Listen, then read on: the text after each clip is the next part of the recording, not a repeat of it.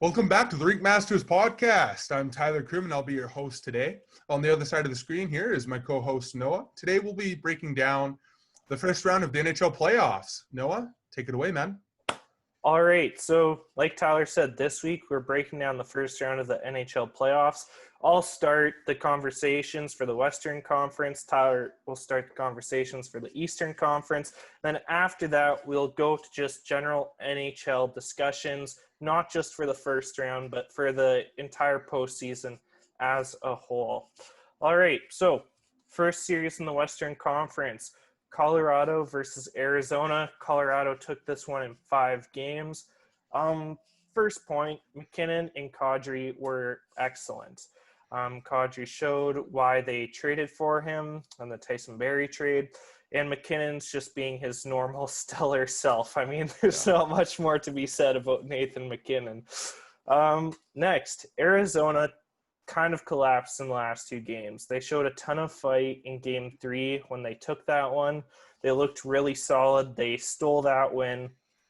Then I'm not sure what happened. Do you have any idea what could happen there, Tyler? Honestly, I thought Arizona was going to put up a lot of a bigger fight in this game. No, the game and the series. I was watching it and I was extremely disappointed. You know, you got Kessel, Hall, Schmaltz. And you got good players on this team, and it just seemed like the compete level wasn't there. Colorado came ready to go. They were chomping at the bit, every game. And Arizona, it's just like they couldn't match it. And Kemper was the shining star in this series. Kemper did his best to keep the Coyotes in it, and they just couldn't get him the goals. And like you said, Kadri and McKinnon, they were excellent. Colorado's power play was, I believe, the best power play in the first round. Like, they were on fire. They were connecting and firing on all cylinders, and it was too much, and Arizona couldn't really weather that storm. Yeah, I was going to say on the subject of Darcy Kemper, he was utterly fantastic. I mean, in their win, I believe he made over 50 saves or something like that in regulation. Like, it was ridiculous the amount of shots that he faced. So, I mean, as a team, though, as much as you always want your goalies to be hot and you need them to be hot to win in the playoffs, you can't rely on them so much. And I think that could have been what ended up biting Arizona, right? They could have just relied on Kemper a little bit too much, and then they suffered as a result. But they definitely did get a little too cozy with Kemper's performance, and you can't just leave him out to dry like that. You're not going to win a playoff round like that. No, you're not. So the next series, Dallas versus Calgary. This one was in 6 games. Dallas won it, obviously. In my opinion, from the games that I watched, it was a pretty gritty series. I mean, there was lots of hitting. It was both ways. I mean, I didn't actually know who was going to win this series after 4 games. I thought it could have gone either way. So, I mean, just with that, right? Like, it was a great series to watch. Biggest storyline, though, I think, there's 2 really big ones. So the late collapse in not late collapse, just the collapse in game 6 for Calgary. Like, they stormed out of the gate. Like, they had a commanding 3-0 lead. And then they got absolutely decimated. So, Tyler, do you have any insights on what could have happened with that? Well, first of all, I want to say that series, that's old-time hockey. I love hard-hitting hockey, that, clutch and grab game. I love it. And, yeah, that collapse, I'm actually really surprised by that with Calgary. The way that series had gone the entire way, I was like, game 6 is going to be a fight. Like, I expected this game to be within 1 or 2 goals. I didn't think Dallas, you look at their offensive production, they were one of the worst teams for goals for. Like, they had one of the lowest totals throughout the entire season, and all of a sudden, they score 7, and Gurrianov has 4 goals, which I believe that put him made him the 36th NHL rookie to score 4 playoff goals. Is that it? Something like that. Yeah, like something impressive. crazy. Yeah, something crazy. And for me, I think maybe Calgary wasn't expecting that type of punch from Dallas, and it just kind of put them in that funk early on. and Dallas just kept getting better as the game went on, and Calgary couldn't keep up. And a big X factor there is they didn't have Matthew Tkachuk in the lineup. If you have Matthew Tkachuk, he's gonna be bringing the physical play. He's gonna be pushing play. He's gonna be trying to inspire his team in some facet, whether it's the hard hits, whether it's making a big play, getting a big goal, or even a fight. They were missing a Matthew Tkachuk on the ice. Well, actually, you kind of brought up both of my other points there. Surprising heroes in this series, like Dallas, they struggled for production from their top line, right? And it was other people that stepped up within that group that really helped them push to the wins. Other than Heiskanen. Heiskanen was just excellent. I mean, you expect that from him, so that wasn't super surprising. But there are other heroes like Gurianov, who would have suspected that? I mean, well, it's kind of interesting too, because you look at Gurianov, he was playing third, fourth line minutes the games that he was in the regular season for Dallas, and he still scored 20 goals. Like his shooting percentage was actually really good, really high. So I'm not surprised they started scoring, but even then, like to score 4, and then considering that I think he was second or third last in ice time on the team that game, and he still scored 4 goals and an assist. He was an impact on 5 of the 7 goals, which I found really fantastic, and I was impressed. But also, and I want to make another point too. Khudobin was also excellent in that game, and the goaltending battle was another big one that coming to mind, because Talbot in Game 6, he was excellent for the entirety of the series up until Game 6. He let in a few bad ones, and then they put in big save Dave Riddick in there.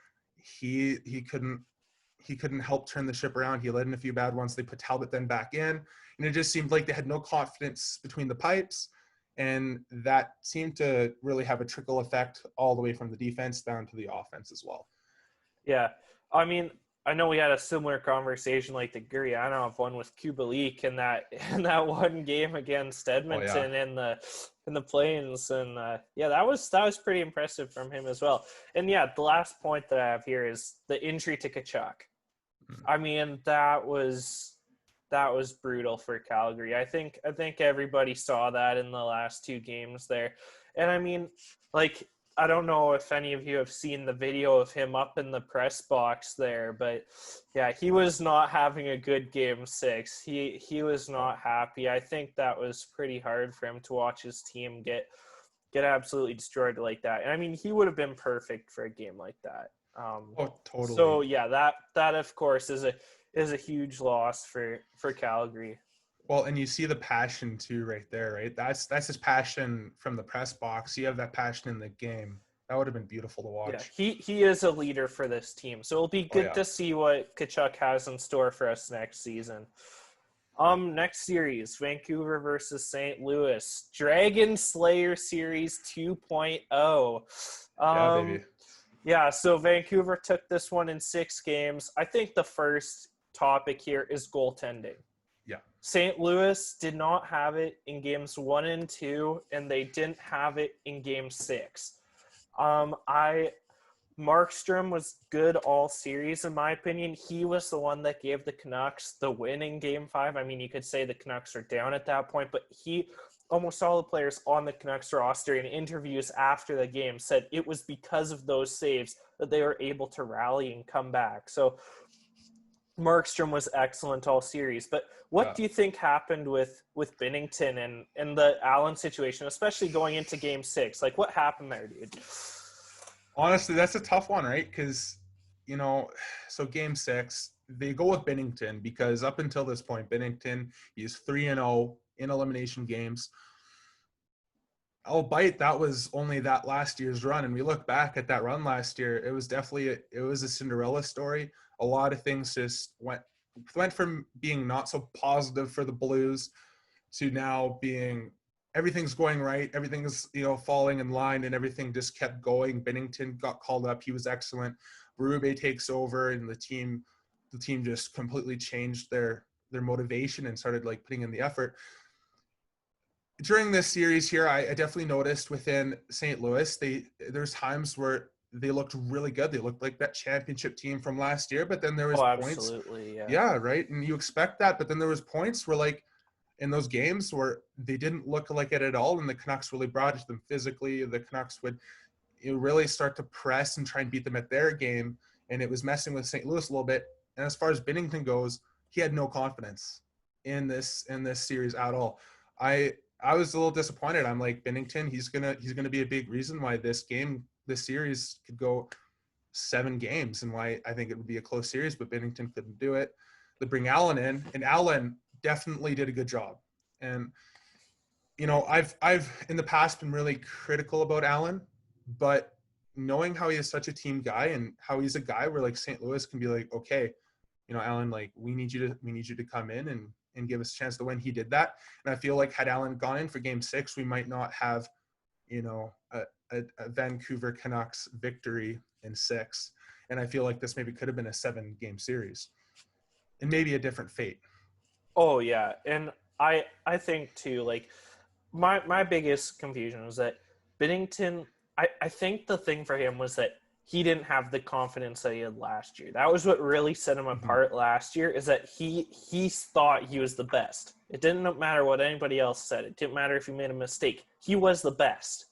Yeah. This year it just felt like he was kind of just there, right? He's like, I'm just here with the ride. I don't know. Like, and again, like, I don't know. Why would you put Binnington in? Sure, he has a good record in elimination games, but like you said, that was in one run last year. Yeah. Allen's the guy you're going with this year. Binnington was brutal, like up until the playoffs. I think he finished at the .85 something save percentage, wasn't it? I think, don't necessarily quote me, but I think it was as bad as .847 or something. Near the end but it was it was ugly. It was pretty ugly. Yeah, and he let in some real easy ones there. So again, I obviously Berube's the coach. He makes the decisions. I'm sure he felt confident going with Binnington, but especially in hindsight, you just have to wonder what was like why you do that, right? Next big point here is depth scoring. So for the Canucks, I believe they only had 3 or 4 points from their bottom 6 in the first 8 games of the entire return to play, and then they had 11 in games 5 and 6. Yeah. So what do you think? What do you think contributed to that? Was there anything that you think caused that explosion in points to happen? Yeah, no, I think at that point the Canucks were just getting more confident as the series went on. I mean, they see how Horvat really took the team on his shoulders. I think that's where it starts. Horvat, as the captain he is, the heart and soul of the team, he started taking the charge when the team needed it. And I believe that inspired the bottom 6 to come out and be like, we got to do our part. And you look at the bottom 6, I mean, there's some veteran guys down there. You got Roussel, you got Beagle. Mott's not a veteran quite yet, but I mean, his work ethic is one of the best on the teams. He's extremely excellent. I feel like, yeah, Bo Horvat, his heart, his passion, how he put the team on his back really sparked that bottom 6 to come in and then just really help the top 6 out to win these games. And I think also, they got to the point too where they won that game. They had to step up, and now they're like, we can win this. Like, this is ours. And, by game 6, it seemed like the Canucks really bought in. Everyone bought in. Virtanen stepped up his game, and you knew that they wanted to win this game. And they just, from the get-go, they were clicking. Yeah. Honestly, I think the Canucks really had 3 big players this series. Yeah. Okay, like, obviously, they had a bunch of other excellent players. But the 3 that really stood out to me, Markstrom, Horvat, and Tyler Mott. Yeah. Now, I know for lots of people, Tyler Mott, why would you include him in this list? From all the games that I watched, Tyler Mott was excellent. Obviously, he didn't really contribute offensively until games 5 and 6, but he looked dangerous a lot when he was on the ice. He was making all the blocks. He was taking big hits. He was giving big hits, right? Like, he was contributing offensively. I just thought that Tyler Mott was one of the perfect examples of what the Canucks are trying to do in this series. Yeah. That's just my thoughts on him. Well, and another big part too I want to make about Mott's game, and one thing I really noticed is his gap control when he's on the forechecking team, when he's trying to, as you know, as the team's trying to bring the puck into their zone, even like as they're exiting their own zone, Mott is on the puck carrier. He is giving, whether it was Petrangelo, Perico, whoever it was, he's giving that defender very little space to really make a play and really forcing their hand, which in result, I think that resulted in a lot of turnovers and really limiting the Blues' ability to set up a really big play. You need guys like that to win hockey games and to win playoff games. And I really feel like Mott has been, in that respect, their best player all series. Yeah. What are your thoughts on this? I know lots of people have a lot of reservations about Virtanen and his defensive ability. In this series, in the games I watched, I think I only didn't watch Game 4. But other than that, I actually didn't think that Virtanen really was a liability on the defense. I thought he was quite solid. So do you agree with that? Yeah, I didn't notice Virtanen as a liability. I noticed at times sometimes he was kind of went unnoticed on the ice, but that doesn't necessarily mean you're a liability. You know, if you're a liability, you get noticed, right? So I feel like, right? So, I feel like at some points, like he wasn't as engaged in the play, but then, I think as the series went on, that became more apparent. He started to step in on the play, start making plays. He definitely looked a lot more comfortable at the latter end of this, that series. Yeah. So next point, coaching tweaks. So for the Blues, obviously they tweaked their penalty kill. They got absolutely ripped apart in the first two games. And then in game 4, I believe it was, Vancouver's power play was held to 0 for 7. And I believe up until that point, Vancouver had the best power play in the return to play. I could be wrong, but they were definitely one of the top ones, if not the best. Yeah. So that's obviously big, putting Binnington in for game 6. And then I believe Travis Green used at least 6 different line combinations in game 5, and then he used probably almost just as many in game 6. So with all that tweaking, I don't know about you because I didn't watch as many of the other games as much as I probably should have, but like, was this almost an anomaly in your opinion in terms of the amount of line tweaking that happened? I don't know if I'd necessarily call it an anomaly, but I definitely did notice that the Canucks, they did do it more than other teams. Especially in the last 2 games, I'd say. Yeah. Well, and another thing too, right, what I noticed specifically about the Blues and Canucks series there is, they're trying to make sure they make the right matchups because, Ryan O'Reilly, they got to a point where O'Reilly was shutting down Pedersen, and next thing you know, like that's starting to turn the tide for St. Louis. So I noticed that the Canucks, like Travis Green, was trying to adjust the lines to kind of accommodate that so that they could limit the attack, right? And he brought Horvat up to the first line. He dropped Pedersen down, and I think at one point, even in Game 6, he had Tyler Mott playing on the second line there with Pedersen, and he also dropped Besser down to the third line at one point. He had it was all over the place. I was just I have no doubt in my mind that was to help limit the danger and the impact of Ryan O'Reilly and guys like even David Perron. Perron's been a factor on every shift of that series too. So you gotta try and balance that out. If you don't try to counter that, you give guys like O'Reilly and Perron enough time, they're gonna change the tide for St. Louis. And next thing you know, it's a lot harder to beat St. Louis when they feel like they're in control of the game, right? Yeah. Yeah, so we got a bit long there on the Vancouver series, but again, that was, in my opinion, I think one of the best series in the playoffs so far. I mean, it was a team that many people didn't even have getting into the playoffs about earlier than this time last year now, to beating the former Stanley Cup champions. So, I mean, that's pretty impressive in itself. Next series, Vegas versus Chicago. I don't think there's really that much to talk about in this one. I mean, the biggest thing is that I think a few people are maybe expecting a bit of a bigger fight from Chicago after they pretty, fairly convincingly beat Edmonton. I mean, it wasn't like total domination, but I mean, I think it was still fairly convincing enough. But I mean, I just think in this one, Chicago kind of ran out of momentum, and then I think that Vegas just turned it on.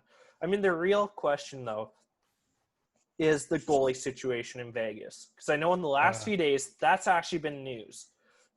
Fleury did a response. The tweet has been taken down, but what do you read into this goalie situation here? I'm not entirely sure how much of it was Fleury and how much of it was his agent, because I saw something, I think it was on Sportsnet last night watching one of the games in the intermission. I can't remember every player on it, but there's a history of Fleury's agent Walsh and criticizing teams about management of his players, his customers, right? And I feel like, I don't know how much that's an interesting one too, because I mean, that's obviously going to put a little bit of stress and tension on Fleury and then DeBoer and then the Vegas organization. I feel like with the way Leonard has played, it's going to make it very easy for Vegas to make the decision to move on from Fleury, re-sign Leonard, and make him their starter. I feel like this move kind of pushes that option more to the forefront. Yeah, I know Tyler and I had talked about this bit, just that we couldn't really see a reason that Vegas would have traded for Leonard if they didn't see Leonard as their number one beyond this season. Yeah. Right? Like, you already have a good goalie. I mean, sure, you could argue over whether this season was Fleury's best, right? I don't think it was, but he's still been very reliable for them, right? He's the face of the franchise. So you don't bring in a goalie like Leonard, who was like up for the Vezina, right? Like, he's a very good goaltender. Yeah. You don't bring somebody in like that unless you're going to run with them as your goalie, right? So yeah.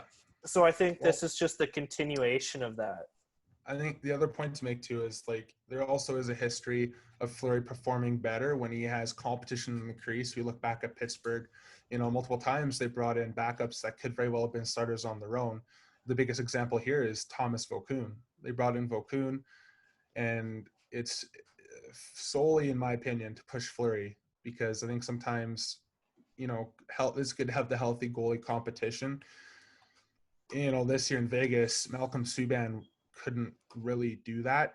He looked pretty decent in like the seasons prior, but this season he just wasn't able to really prove to be an NHL goaltender, even as a backup. And I feel like they were going to replace him regardless. But when you have a chance to bring in a guy like Leonard, who can change the course of your organization, Fleury is 33, I think, or he might be older. Is he 34, 35 now? Yeah, I believe he's 30. So. Yeah, I think we 30. Had this conversation. Yeah. He's 35. He's older than we think. He's 35. He definitely doesn't look 35.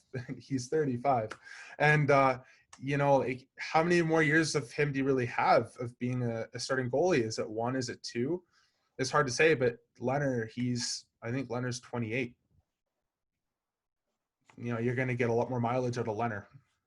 I wouldn't be surprised if Leonard was the starter in Vegas and Fleury was moved to a team looking for some relief in the nets. Yeah. All right.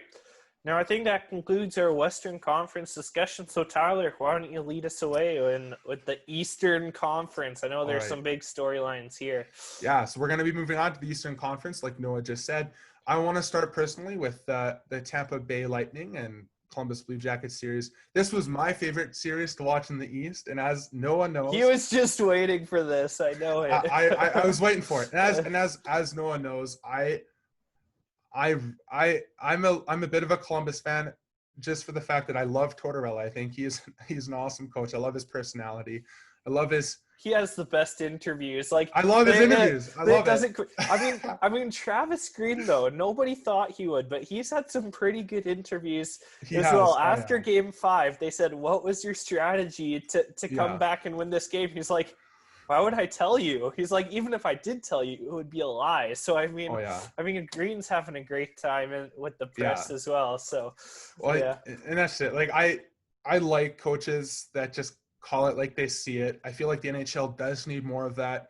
But I really like his approach to the game. Columbus, as a lot of people haven't really noticed heading until like beating Toronto and then giving Tampa all they can handle, it seemed, in those 5 games. I really feel like they're one of the best defensive teams in the league, and a lot of people don't know that.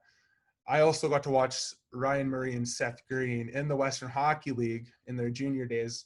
And so it's really cool for me to see those two guys beat, high-end NHL defenders.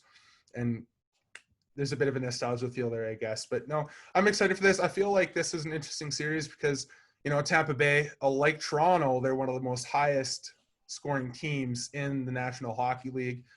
Their teams like Tampa's a team that has a reputation for being able to kill you on all 4 lines, that's able to really bring it to you. Vasilevsky is a good goaltender.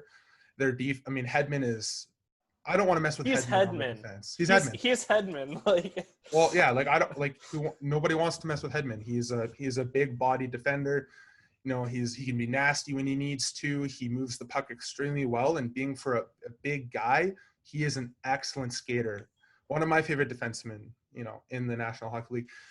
I actually personally had Columbus taking this in 6 games. I felt like Columbus, after showing what they did to Toronto, that they could do a very similar thing to Tampa Bay, and they very well could have. That one game was almost 2 full games in one, where they went it was 5 overtime. it was more than that. Yeah, more than that. It was 2.5 games. Yeah, 2.5 games. Yeah.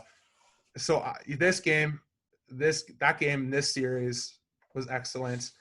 Noah, what's your takeaway on how Columbus performed and how Tampa weathered that storm? Okay, so for Columbus, I have a few points. Pierre-Luc Dubois, he has turned into the number 1 center that they needed him to be. Seth Jones, in that overtime game where they went way long, he logged over a game in minutes. And it didn't wait. And he didn't waver.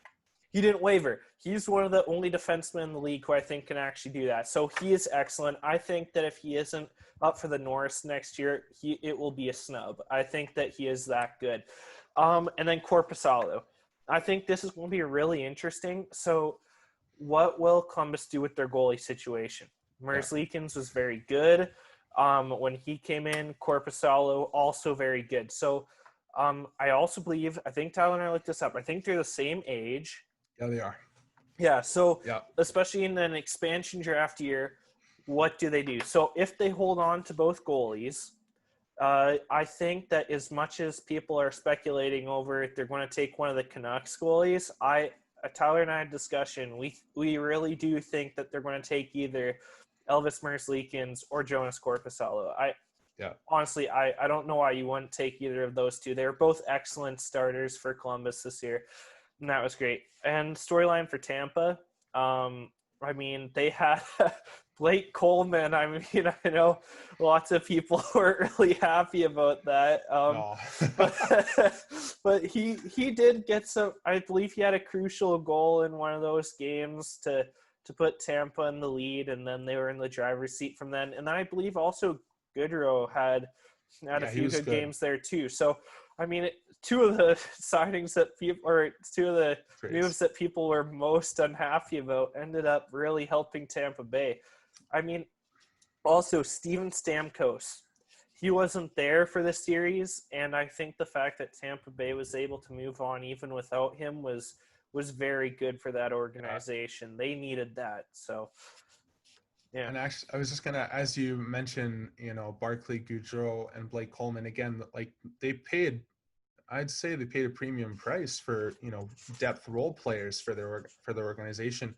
And at the time, I wasn't sure about it. They giving away 2 first round. I wasn't either. Right, so. like you give away 2 first round picks, and Nolan Foote, who is an excellent prospect. And again, we live in Prince George. We go to a lot of Cougar games. One of our biggest rivals is the Kelowna Rockets. We've seen a lot of Nolan Foote and you've seen we can obviously do at the World Junior stage. Very talented player, big player. That, to me, for Blake Coleman, that was a bit of a big price to cough up. But again, Coleman, and I think the way that Coleman and Barclay Goodrow have definitely performed in the playoffs, they're proving to be very good acquisitions for Not Tampa. accusations. Not accusations. No, acquisitions. Yeah. Acquisitions for Tampa Bay. You know, Coleman comes up with that big goal that helps them get that I believe it was that goal that helped them get to that victory there to take the series. And I think, honestly, after watching the Boston Bruins Tampa Bay game 1 of the second round, Coleman was very, very good again, and so was Goudreau in what the team needs of them to do to help them win. And maybe that's enough to help carry them maybe to the Stanley Cup Finals. And because one thing I do want to say, if Tampa Bay doesn't make it to the Stanley Cup Finals this year, if they do lose in the second round, is John Cooper on the hot seat? That is a good question. I mean, I was just thinking of this. Correct me if I'm wrong, but it was the first round pick that Vancouver traded to Tampa for JT Miller that then went to New Jersey for Blake Coleman. Yeah. So New Jersey has Vancouver. But just out of curiosity, would you say that Blake Coleman is actually an improvement over JT Miller after the season that Miller had? No. Like, do you think that Tampa's kicking themselves a little bit after seeing how well JT Miller did? No, I honestly don't think so, and here's why. Because Miller is an expensive player for them. They're getting very tight in the cap now, and they have to worry about re-signing Sergachev. He's going to command. Painful, yeah. He's a very good defender. He's a top 4 defender, and he's an RFA. And I wouldn't be surprised if there was a couple teams sitting there like, should we offer sheet? I wouldn't put that out of the realm of possibility. We saw what Montreal is wanting to do with Aho with Columbus. Not Columbus, with Carolina. That's one thing that I would be worried about. So moving Miller opened up some cap. They did get assets to help them kind of improve the bottom 6 as well. I also, there's no guarantee that Miller would put up that season playing third line in Tampa Bay. And like we talked about earlier, I've been a huge fan of Miller since he was in New York. And I knew that, from what I could see, I had a really strong feeling he was going to become this type of player just based on his drive and the way that he played the game. It was just all about the right opportunity for JT Miller to really be able to explode offensively, getting the opportunity to play first line power play minutes with guys like, Pettersson, Besser, Hughes. That was a huge opportunity for him, I think. And if there was just the right opportunity, right time, right circumstances to really put him as I would consider an elite winger in the National Hockey League. Yeah. All right. Yeah. Sorry. I think we quicken it up a little bit here. I think we got a little bit caught up on those last 4 matchups. So sounds good. All right. Let's go. All right. So now we're on to the Boston Carolina series. Boston won this one in 5. I know Noah and I both had Carolina taking this in 6. Is that where we had this? No, we had the in 5. We had Carolina in 5. It was a complete reverse of what we had expected. We had Carolina in 5. Their offense was dynamic. Their defensive game was really solid in the previous round. I would say goaltending definitely hurt them a little bit in this game, and I think we both underestimated the experience in Boston. They have guys that definitely turned it up, that when they were facing adversity, they didn't waver. In fact, they just got better. Well, I mean, David Krejci, I think, got himself up to almost to like a point a game or something like that. I think he did. Well, and Marchand, I didn't expect that. And then Marchand turned it up.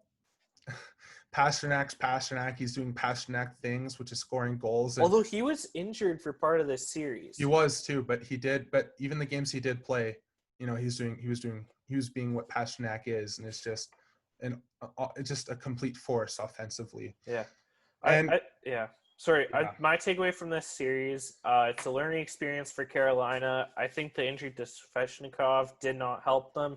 I no, also think, though, that for Rob Brind'Amour, like, going ahead, obviously he loved rolling with Mrazek and Reimer. I think he just needed to choose a goalie for this series. I mean, just to be your starter. I mean, as much as the rotation had worked up until now, I think in this one it kind of hurt them a little bit because I believe it was Mrazek or Reimer. One of them had a really good game, and that was the other one in the next day, like the next game.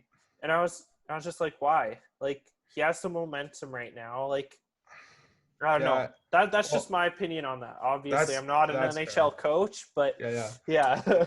Well, because I do know, like, I know which game you're referring to, and I think there was that overtime goal that Bergeron scored was was a bit of a misplay on Mrazek's part, and I do believe that's why they went to Reimer.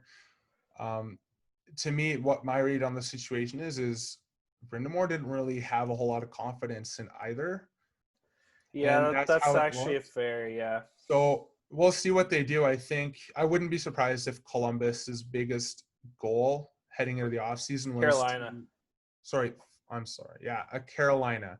I wouldn't be surprised at all if, Carolina's number one on their to-do list in the offseason was to secure a legit starting goaltender. And there's going to be quite a few that could be Yeah. up for grabs. So, do you think they're going to pursue Braden Holtby? I definitely think they'll look into it. Um, I wouldn't. I have a feeling that Holtby might go west. That's kind Yeah. of been what I've been reading all year. Um, again, that's purely my speculation. But yeah, if, he could go to Carolina too. I think if Carolina has the right dollar, why wouldn't he? Right? Yeah.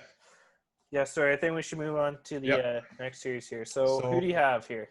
so we're now on to the Philly Montreal series. Philly Oh, took yeah. Philly took this one in 6. I had Philly in 5. I Yeah, I did as well. Yeah. Yeah, and I know, like, I severely, um, I think we both did, but in the play-ins, Underestimated. I underestimated. I underestimated Montreal heavily, and I didn't think they had a chance. They beat Pittsburgh out, and so that's why I had them winning at least one game, and they won 2, and I think they looked excellent in every single game. The biggest takeaway for this series is how good Nick Suzuki and Kasperi Kotkaniemi looked for Oh, they Montreal. looked excellent. I mean, okay, here's the thing for me. I think that Pittsburgh was terrible in the play-ins. Yeah, And they didn't get what they needed to out of their star players. And I think that just gave the young guns of Montreal that much more confidence. oh yeah, Right? So I think that if Pittsburgh had actually come to play, like I think Montreal's going to be like they're in a really strong spot right now in terms of confidence and stuff, even though they did get knocked out. But I think if they had lost to Pittsburgh, that wouldn't be the case. yeah, I really do believe that Pittsburgh not being able to knock off Montreal in that first round yeah, really gave them that give their young players that belief that we can go up against the best and win. Right? Like, and oh I yeah, think you could see that in the rest of the game. So, I mean, props to the young guns at Montreal. I did not think they'd do this, so good for yeah. them. Well, and the one thing I really noticed is they got better and better each game. The confidence was growing. It was very apparent.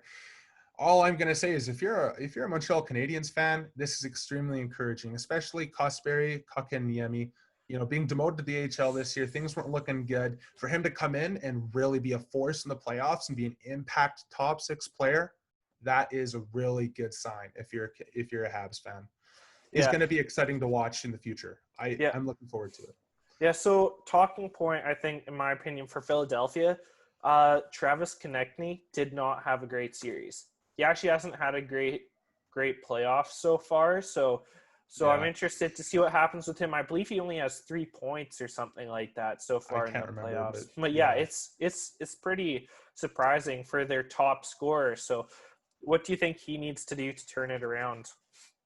Um, he hasn't looked nearly as bad to me, but I do think he needs to be a guy that stays out of the penalty box and really just sticks to his game, which is he's a physical player. He needs to be a player that's hounding the opposition, that's not giving them any space, that's winning the battles along the boards, getting the puck to the slot, and just being a player that's going to get under the opponent's skin. And that's going to be a huge deciding factor for how that top six performs, I think. And also, we can't go through this, review and not talk about Carter Hart. Oh my goodness. Carter Hart was. Yes.